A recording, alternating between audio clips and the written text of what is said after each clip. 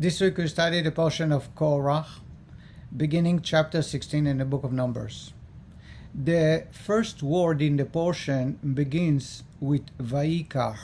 The second word is Korach. Vayikach Korach translates to English as Korach took an issue with Moshe. The Lubavitcher Rebbe is asking why the portion is named after Korach. And there are two questions here. First, usually the name is after the first word of the portion. In this week's portion, the first word is Vayikach and took Korach.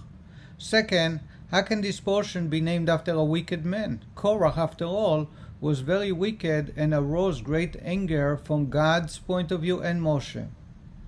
Says the Rebbe that actually Korach's intention was a very positive one. He desired to ascend closer to God. He wanted to be like the high priest. He wanted to bring an incense to God, which was only allowed by the high priest, thus coming much closer to God. In idea, this is something very positive and should be encouraged. However, in action, in reality, it was channeled in a very negative way by creating a war with Moshe, thus fighting God's decisions. And in that way, the action is the bad part. But the idea that he had in mind, where he wanted to be closer to God, it was something that we should all strive for. As our sages teach us, that every human being must always remember our forefathers and think to himself, when will I be able to behave and conduct myself and connect to God the same as our forefathers Abraham, Yitzchak, and Yaakov?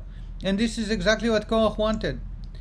According to this, says the Rebbe, now we understand why the word Vayikach, which expresses the action and he took, is not positive, and the portion's named after the second word, which is Korach, because his intention, desire, and what he wanted to reach was a very good one. So a great lesson for us in our day-to-day life. First, we should always strive a little higher than where we stand. However, we need to do it and try to grow in our relationship with God within the boundaries set forth by God Himself.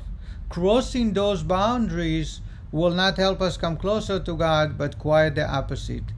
And here we have a very important lesson from just the name of this week's portion. Thank you very much.